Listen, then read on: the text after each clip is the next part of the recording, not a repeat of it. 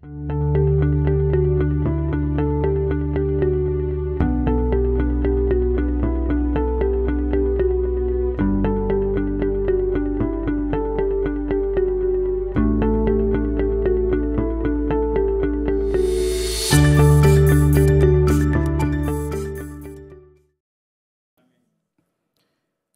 à tous. Soyez les bienvenus. Que le Seigneur bénisse chacun de vous, chacun de nous. Nous sommes heureux d'être dans sa présence. Et nous croyons, nous savons qu'il va nous faire du bien. Nous avons eu déjà, par ces chants, nous avons pu faire monter notre louange et notre adoration également. Et nous savons que Dieu est là. J'aimerais, avec votre permission, partager ou continuer, boucler une série d'enseignements, de 5 enseignements que j'ai fait depuis dimanche 22 septembre à Rive-Droite, durant notre semaine de jeûne et de prière.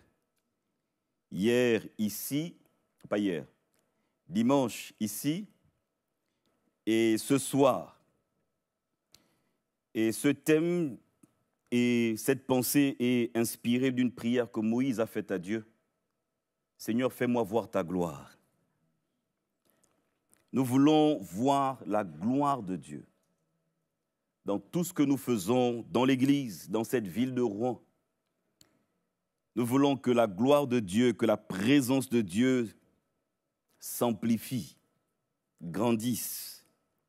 J'ai aimé quelqu'un dans sa prière, j'ai écouté toutes vos prières, mais quelqu'un dans sa prière priait pour l'agglomération, pour la ville de Rouen.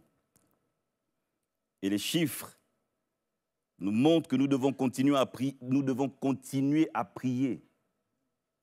112 000 habitants dans la ville de Rouen. Et le peu d'églises qu'il y a, même s'il y en a de plus en plus, ça devrait nous conduire à prier. Le nombre de malades, parce que nous allons dans les hôpitaux, le nombre de personnes en détresse qui augmente, et même les adolescents, le nombre d'adolescents en détresse, et il y en a qui ont même essayé, qui ont tenté de se suicider. Le nombre augmente, parce que la société est devenue vraiment oppressante. Mais l'Église doit prier. Prier pour les adolescents, les jeunes, les étudiants, les personnes qui vivent seules, les couples, les personnes âgées également. Et nous voulons voir la gloire de Dieu. J'aimerais brièvement parler de quelques généralités concernant la gloire de Dieu. La gloire de Dieu en grec, dans le Nouveau Testament, c'est doxa. En latin, c'est gloria et en hébreu, c'est kabod. C'est vrai que des fois, on associe la Shekinah aussi à la gloire de Dieu. C'est vrai que mais lorsqu'on regarde de plus près, la Shekinah est beaucoup plus symbolisée par cette nuée, représentée par cette nuée qui symbolisait la présence de Dieu. Je ne l'exclus pas, mais je ne l'intègre pas. Et lorsqu'on regarde le mot doxa, c'est ce qui produit la louange, l'honneur et la gloire. Lorsque vous lisez le Nouveau Testament et qu'on parle de gloire ou de la gloire de Dieu, c'est le mot doxa qui est utilisé. Il y a cette notion de splendeur, d'éclat, de magnificence, de grâce, de dignité, de majesté, parce que lorsque c'est lié à Dieu, à Christ ou aux anges, c'est la condition la plus glorieuse, l'état le plus élevé. Lorsqu'on parle de la kabod en hébreu, le mot kabod, qui est traduit par gloire, signifie quelque chose de lourd. Ce qui pèse, qui s'impose, qui inspire la crainte, qui inspire le respect. Lorsqu'il dit « Seigneur, fais-moi voir ta gloire », c'est « Seigneur, viens de tout ton poids t'imposer dans une situation difficile ». Lorsque la gloire de Dieu se manifeste, c'est l'autorité de Dieu qui est là. Le mot gloire, lorsqu'il est appliqué à Dieu, montre certains attributs de Dieu. Son autorité, son importance, sa grandeur, sa richesse, sa puissance, sa souveraineté, son pouvoir. Quand Dieu manifeste sa gloire, très souvent, j'aime pas utiliser le mot toujours, mais très souvent, il s'impose, il montre qu'il est présent. Et lorsque la gloire de Dieu est là, lorsqu'on parle de la gloire de Dieu, on parle de la présence manifestée de Dieu. Et j'aime bien cette définition que j'ai fait une synthèse de toutes mes petites recherches. Et j'ai cette définition que j'aimerais partager avec vous. La gloire de Dieu est la manifestation éclatante et visible de la puissance de Dieu. Et là, tout le monde s'accorde pour dire oui, là, Dieu s'est manifesté. Je vais le dire maintenant pour qu'il n'y ait pas de confusion. Moi, je crois que Dieu opère toujours, même aujourd'hui. Je crois que Dieu fait des choses qui dépassent l'entendement humain, même aujourd'hui. Je ne suis pas de ceux qui pensent qu'il faut que les miracles reviennent à tout prix, parce que je crois que des miracles s'opèrent encore aujourd'hui. Lorsqu'on parle de la gloire de Dieu, on veut vivre des choses plus intenses, avec une amplitude plus grande. Et le peuple d'Israël l'a vécu. Et Moïse, en Exode 33, va faire cette prière à Dieu. Parce que le peuple s'était détourné de Dieu. Moïse était auprès de Dieu. Et il était en train de recevoir des instructions de Dieu en Exode 32, un peu avant on le voit. Et le peuple derrière va se dire, Moïse est parti depuis longtemps. On va se fabriquer un Dieu qui marchera devant nous. Et Dieu va dire à Moïse, retourne, parce que ton peuple est en train de se détourner. Dieu dit à Moïse que c'était le peuple de Moïse qui se détournait et qu'ils avaient fabriqué ce veau d'or. Et quand Moïse va arriver, il va y avoir des réparations, plusieurs personnes vont mourir, le peuple va être dans la crainte. Et Moïse va rentrer en intercession avec Dieu. Je ne pourrais pas lire tous les versets parce que je fais un peu un résumé au début, je fais un résumé de quelques messages que j'ai partagés déjà. Il rentre en intercession, il plaide pour le peuple. Il dit, oui, c'est vrai, là je paraphrase, qu'ils ont fabriqué un Dieu pour marcher devant eux, mais nous, on ne peut pas partir d'ici si tu ne marches pas devant nous. Et il va plaider. Et Dieu va lui dire, ok, maintenant tu as trouvé grâce à mes yeux. Et Moïse va lui dire au verset 13, Exode 33, maintenant si j'ai trouvé grâce à tes yeux, fais-moi connaître tes voies. Alors je te connaîtrai et je trouverai encore grâce à tes yeux. Considère que cette nation est ton peuple. L'Éternel répondit, je marcherai moi-même avec toi et je te donnerai du repos. Parce qu'au début, Dieu va lui dire, ok, ils ont fabriqué ce faux Dieu pour marcher devant eux, j'enverrai un ange devant vous. Et Moïse va plaider pour dire, pour cette mission, il faudrait que toi-même tu marches avec nous. Et là, Dieu va répondre favorablement. Au verset 15, si tu ne marches pas toi-même avec nous, ne nous fais point partir d'ici. Comment sera-t-il donc certain que j'ai trouvé grâce à tes yeux, moi et ton peuple? Ne sera-ce pas quand tu marcheras avec nous et quand nous serons distingués, moi et ton peuple, de tous les peuples qui sont sur la face de la terre? L'Éternel répondit à Moïse, je ferai ce que tu me demandes, car tu as trouvé grâce à mes yeux. Et là, Moïse va répondre, oui, et je te connais par ton nom. Et Moïse va dire, fais-moi voir ta gloire. Si j'ai trouvé grâce à tes yeux, alors fais-moi voir ta gloire. Et ils vont prier, enfin, ils vont marcher, ils vont voir la gloire de Dieu, ils vont vivre la gloire de Dieu. Mais vous savez, le peuple de Dieu est un peu comme nous, comme certains d'entre nous, certains, je vais dire certains. Ils ont vu la gloire de Dieu. Ils ont vu Dieu se manifester. Ils ont vu la puissance de Dieu. À Jéricho, c'est la gloire de Dieu qui éclate. Vous savez, on lit l'histoire des murs de Jéricho qui ont une épaisseur qui est de je ne sais plus combien de mètres et qui s'écroulent alors qu'il n'y a pas un bulldozer qui est passé au travers des murs par des chants et des instruments. Est-ce que vous réalisez? Là, c'est pour démontrer que c'est Dieu qui a permis cela. Ils ont vu la gloire de Dieu, ils vont se détourner de la gloire de Dieu. Et là, je vais sauter et je vais arriver à une autre étape de l'histoire. C'est Samuel et Élie le sacrificateur. Ils sont dans une période défavorable. sont dans un moment où ils se sont éloignés de Dieu. Élie, le sacrificateur, le garant, je vais dire ça comme ça, le garant de la doctrine, c'est Bièze, ses fils aussi sacrificateurs, se sont éloignés de Dieu. Le peuple s'est éloigné de Dieu. Les Philistins vont les attaquer, il va y avoir une cuisante défaite. Et il est dit ceci, il est rapporté ceci. Donc on vient voir Élie pour lui dire ce qui s'est passé sur le champ de bataille. Celui qui apportait la nouvelle, parce que les fils d'Élie, le sacrificateur, Ophni et Phiné, vont mourir.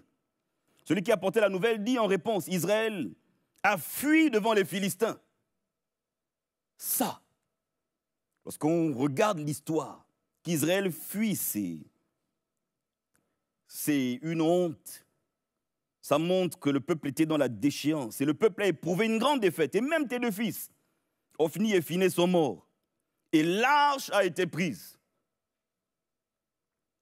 À peine fut-il mention de l'arche de Dieu qu'Élie tomba de son siège à la renverse, à côté de la porte. Il se rompit la nuque et mourut, car c'était un homme vieux et pesant. Sa belle-fille, femme de Phiné, était enceinte et sur le point d'accoucher. Lorsqu'elle entendit la nouvelle de la prise de l'arche, de la mort de son beau-père et de celle de son mari, elle accoucha. Elle se courba et accoucha, car les douleurs la surprirent. Comme elle allait mourir, les femmes qui étaient auprès d'elle lui dirent, « Ne crains point, car tu as enfanté un fils. » Mais elle ne répondit pas et ne fit pas attention. Elle appela l'enfant Ichabod en disant, « La gloire est bannie d'Israël. » Ichabod, la gloire est bannie. Ils ont atteint le fond. Ils étaient dans un temps défavorable. Et là, ils sont allés vraiment dans le fond. Le peuple était dans la peur. Le peuple était dans la crainte, dans un temps défavorable. Un temps, j'utilise un mot qui soit un mot qu'on peut comprendre à tous les étages. Un temps défavorable. Comme on peut nous également passer par des temps défavorables. Et ce qui est bien, c'est que les Philistins vont prendre l'arche, mais ils ne pourront pas garder l'arche. Parce qu'ils vont prendre l'arche et mettre dans leur lieu de culte. Et puis, un de leurs dieux, Dagon, va se retrouver démembré, face contre terre. Ils vont se dire, non, vaut mieux renvoyer l'arche. L'arche va être envoyée, il va être pas très loin du peuple de Dieu. Et puis, le peuple va quand même revenir à Dieu. Samuel va demander au peuple de revenir à Dieu. De tout leur cœur, les enfants vont s'assembler. Ils vont jeûner, les enfants d'Israël vont jeûner, ils vont prier. Et les Philistins vont les attaquer. Et là, il est écrit quelque chose au verset 7. Les enfants d'Israël eurent peur des Philistins. Et ils dirent à Samuel, « Sur ce point de crier à l'Éternel pour nous, notre Dieu, afin qu'il nous sauve de la main des Philistins. » Pour eux, c'était fini. Ichabod, la gloire est bannie. Mais là, ils vont revenir à Dieu de tout leur cœur. Au verset 9, il cria à l'Éternel pour Israël et l'Éternel exauça. On peut être au fond du trou. Mais si on revient à Dieu de tout son cœur, on peut voir la gloire de Dieu. On peut être, mais vraiment surclassé, déclassé, se sentir souillé, mal. Mais lorsqu'on revient à Dieu, j'aime beaucoup cette histoire, parce qu'on voit aussi dans cette histoire la grâce et la miséricorde de Dieu. Parce que quand cette femme accouche et qu'elle donne à son enfant le nom d'Ichabod, c'est parce qu'elle réalise que là, quand même, on a atteint le fond. Au verset 10, l'Éternel fit retentir en ce jour son tonnerre sur les Philistins et les mit en déroute. Et ils furent battus devant Israël. Les hommes d'Israël sortirent à Mitzpah, poursuivirent les Philistins. Vous voyez, dans le texte d'avant, ils avaient peur, ils fuyaient les Philistins. Mais là, parce que l'Éternel est avec eux, ils ont repris confiance. C'est eux qui poursuivent les Philistins. Et les battirent jusqu'au-dessus de Bethkar. Samuel prit une pierre, il plaça entre Mitzpah et Chêne et l'appela du nom d'Ébénézer en disant, « Jusqu'ici, l'Éternel nous a secourus. » Et on peut dire Amen à cela. Et ensuite, il y a l'épisode de la dédicace du temple. Je suis en train de vous montrer quelques épisodes où on parle de la gloire de Dieu et des faits marquants. Dans 2 Chroniques au chapitre 5, le temple est construit. David va avoir l'idée de construire le temple, mais finalement, c'est Salomon qui va le construire avec le modèle que Dieu a donné. Ils vont faire ce que Dieu a demandé. Ils vont être là pour la dédicace. Et ce que j'aime, et je l'ai partagé, c'est qu'ils sont dans une unité de cœur. Chacun à sa place, chacun à son poste, chacun faisant ce qu'il devait faire, ce qu'il pouvait faire. Et ils étaient tous dans... C'est comme si plus rien n'existait autour d'eux. Le temple était beau, le temple était majestueux. Il est dit ceci au verset 13, « Et lorsqu'ils sonnaient des trompettes, et ceux qui chantaient s'unissant d'un même accord pour célébrer, pour louer l'Éternel, firent retentir les trompettes, les cymbales et les autres instruments. Ils célébraient l'Éternel par ces paroles, car il est bon, car sa miséricorde durera toujours. En ce moment, la maison de l'Éternel fut remplie d'une nuée. Les sacrificateurs ne purent pas y rester pour faire le sacrifice à cause de la nuée, car la gloire de l'Éternel remplissait la maison. Et l'on dit Alléluia également. Leur bonne disposition de cœur, ils ont été surpris par la gloire de Dieu. Et vous allez voir, les choses vont se répéter au chapitre 6 de 2 Chroniques, au chapitre 7 également. Et c'est là où Dieu va faire cette promesse de 2 Chroniques, chapitre 7, verset 14. Est-ce qu'on peut le lire, s'il vous plaît? 2 Chroniques, chapitre 7, verset 14, qui dit ceci. « Si mon peuple, sur qui est invoqué mon nom, s'humilie, prie et cherche ma face et se détourne de ses mauvaises voies, je l'exaucerai des cieux, je lui pardonnerai son péché et je guérirai son pays. » Mais avant, ils vont voir la gloire de Dieu au chapitre, ils vont voir peut-être 3 ou 4 fois cette gloire de Dieu qui descend. Et ce qui est dommage, c'est que le peuple a vécu cela, mais il va encore se détourner. Il va encore se détourner. Le temple va être détruit lorsque le peuple va se détourner. C'est du temps d'Ésaïe, du temps de Jérémie. Ils vont se détourner de Dieu. Ils vont se diviser. Israël du nord, Israël du sud. Les frères vont s'allier chacun à une nation étrangère. Ils vont s'affronter. Le temple va être détruit. C'est la version courte. Ils vont aller en exil et pendant qu'ils sont en exil et de retour d'exil, ils vont avoir l'autorisation de reconstruire le temple. Agé, Zacharie et Esdras nous relatent cet épisode. Le temple ils vont débuter les travaux, ils vont arrêter les travaux, chacun va penser à sa propre vie. Ensuite, ils vont reprendre les travaux après 14 ans d'arrêt des travaux. Le temple va être achevé. Et au verset 7, il est dit ceci, au verset 6, « Car ainsi parle l'Éternel des armées, encore un peu de temps, et j'ébranlerai les cieux et la terre, la mer et le sec.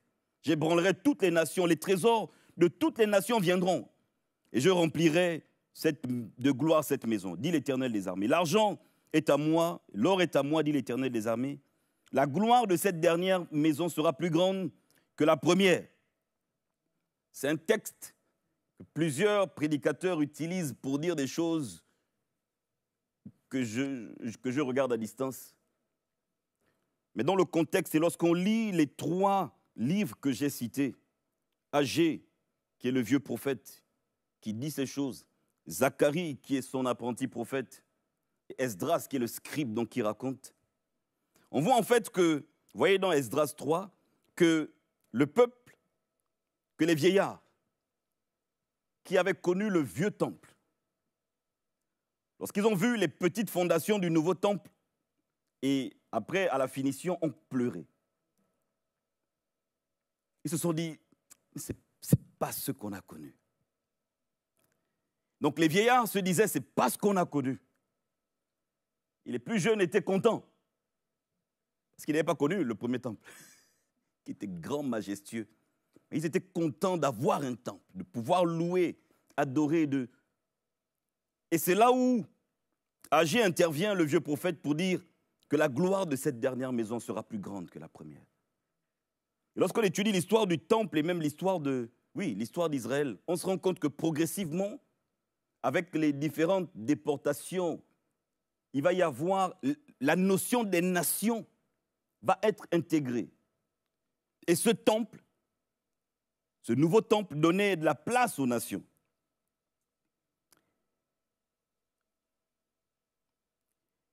Ce n'est pas fini. Je vais bientôt chuter. Et lorsque Jésus arrive, lui dans le monde, et la gloire de Dieu va se manifester, ensuite il va y avoir un temps de silence et Jésus va arriver. Le temple avait déjà été détruit et reconstruit encore. Et ce qui va se passer, c'est que Jésus va vouloir détourner les yeux du peuple du temple physique.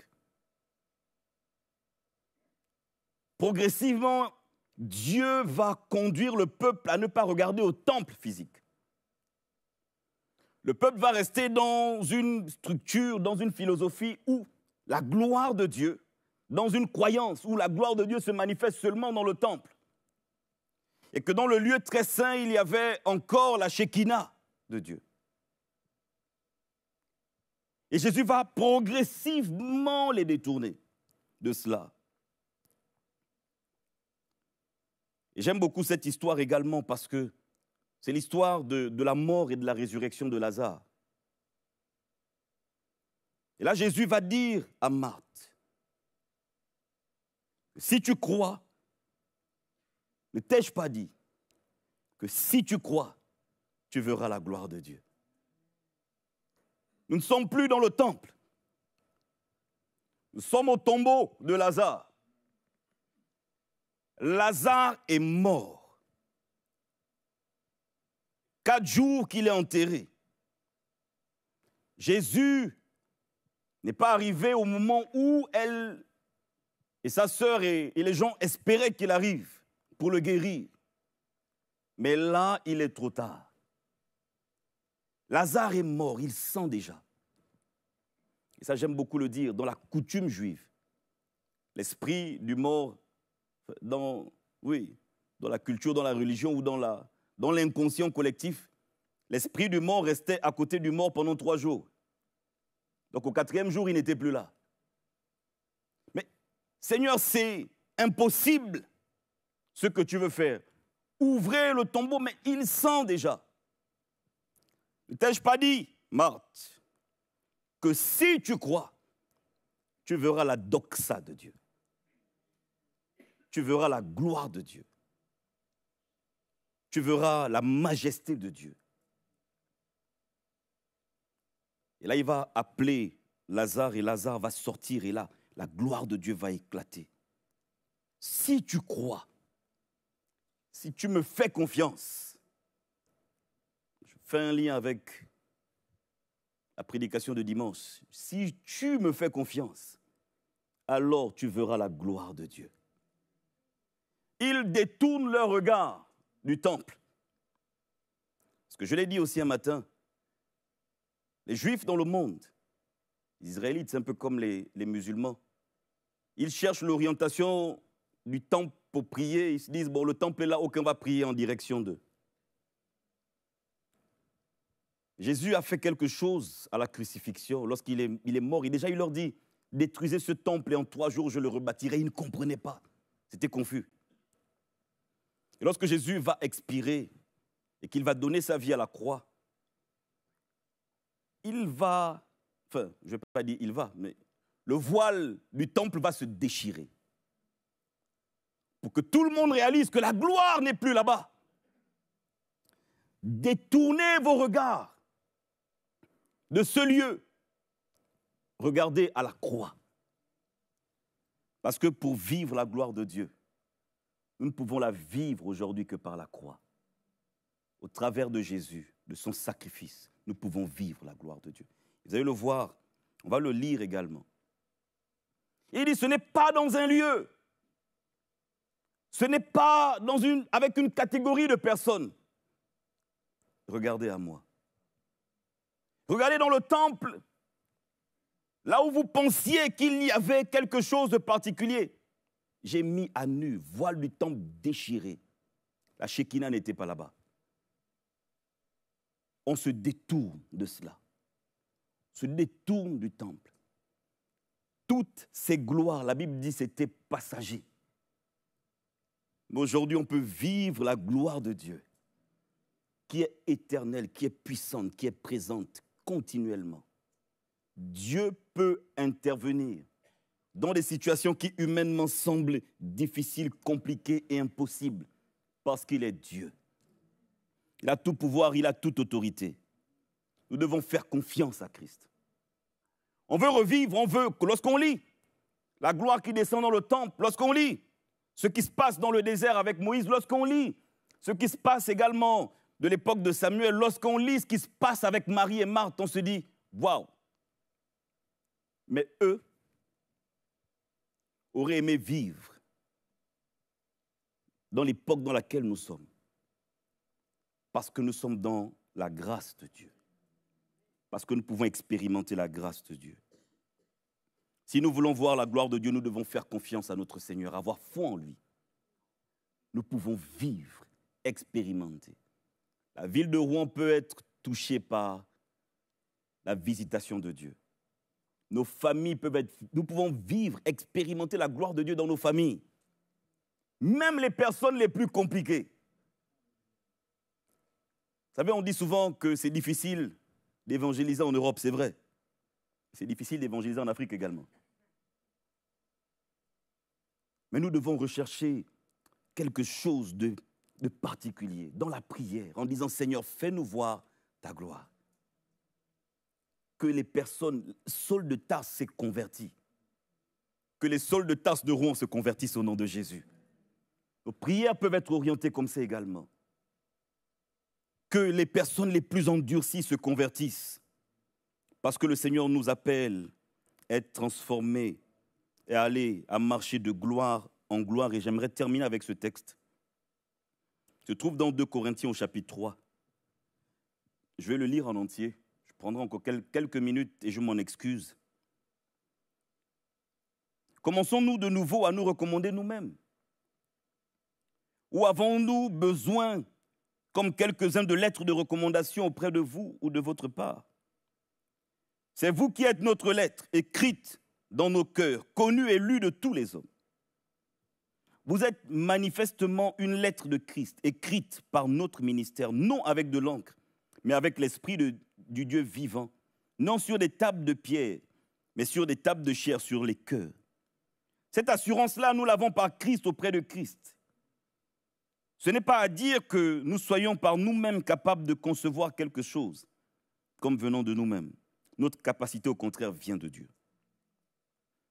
Il nous a aussi rendus capables d'être ministres d'une nouvelle alliance, non de la lettre, mais de l'esprit. Car la lettre tue, mais l'esprit vivifie.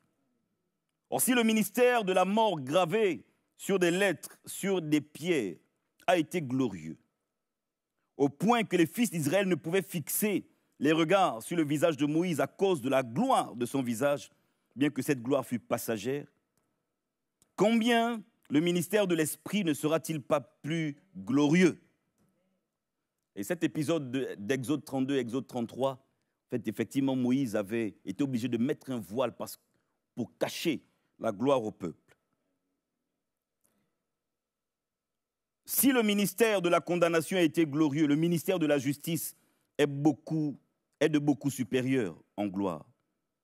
Et sous ce rapport, ce qui a été glorieux ne l'a point été à cause de cette gloire qui lui est supérieure. En effet, si ce qui était passager a été glorieux, ce qui est permanent, et c'est l'époque dans laquelle nous sommes, ce qui est permanent est beaucoup plus glorieux.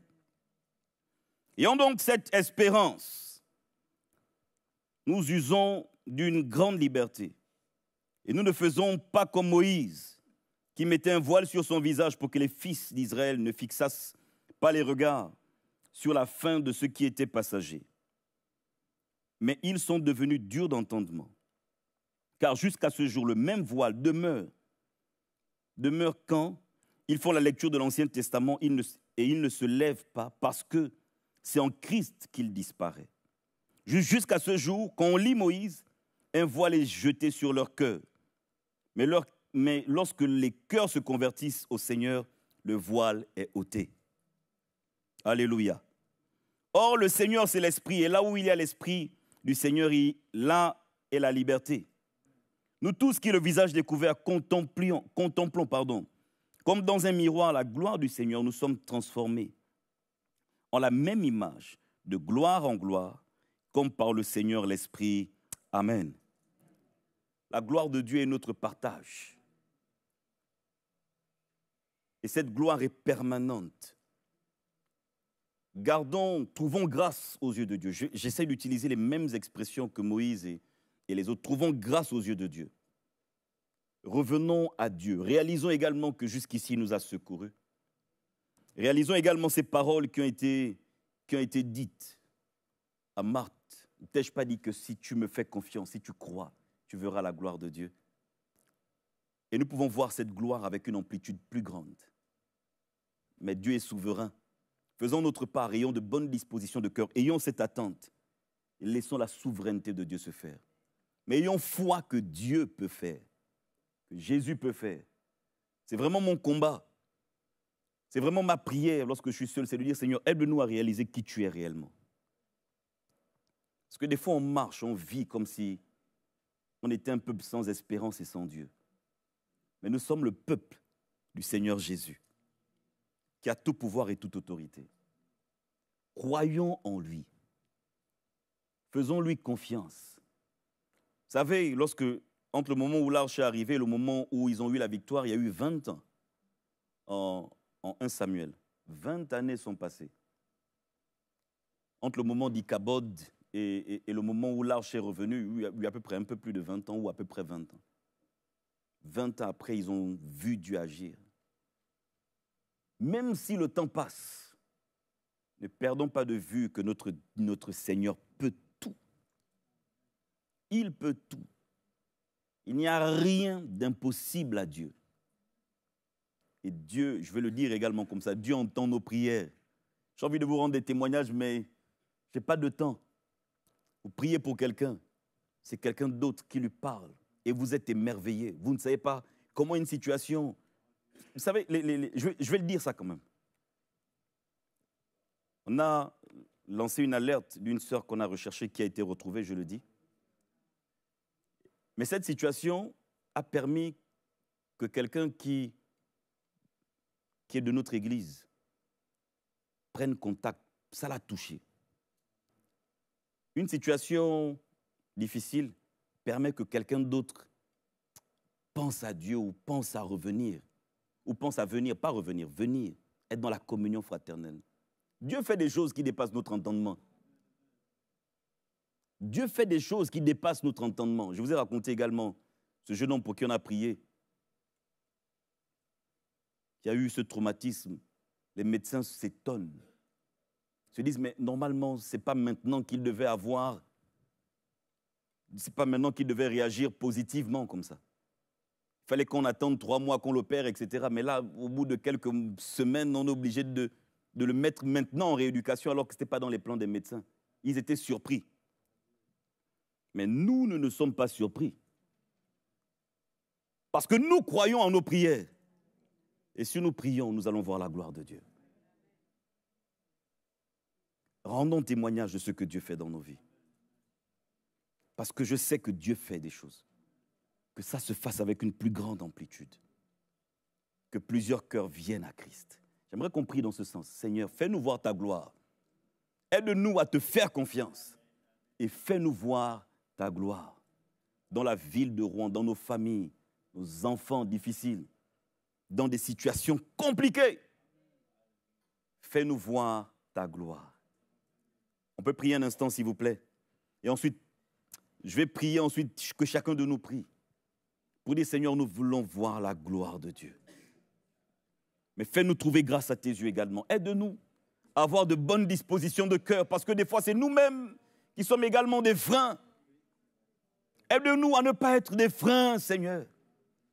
Que je ne sois pas un frein à la manifestation de la gloire de Dieu.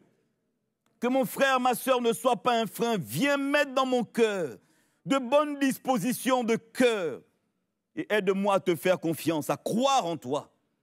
Parce que nous voulons voir ta gloire, Seigneur Jésus, dans l'Église. Nous voulons voir ta gloire dans cette ville. Nous voulons voir ta gloire, Seigneur Jésus, sur ceux qui gouvernent notre pays. Seigneur, fais-nous voir ta gloire. Aide-nous, Seigneur, à réaliser, à considérer tes voies. À réaliser que c'est en toi que nous pouvons vivre la gloire de Dieu. C'est en toi. Aide-nous à nous attacher à toi. Aide-nous à réaliser que tu n'es pas, Seigneur Jésus, que ton salut n'est pas un acte banal, que ta mort à la croix n'est pas un acte banal, et que c'est un acte puissant. Aide-nous à vivre la gloire de Dieu. Que l'amplitude de la gloire de Dieu augmente, Seigneur, dans l'Église et dans nos vies. Nous voulons te voir, Seigneur Jésus, parce qu'il y a des situations qui nécessitent ta présence glorieuse. De nous-mêmes, nous ne pouvons pas, Seigneur. Et nous montrons nos limites, nous confessons que nous sommes limités. Alors toi seul, viens et interviens, s'il te plaît, dans ta grâce, dans ta miséricorde, ta bonté, ta souveraineté. Interviens, Père, au nom de Jésus. Amen.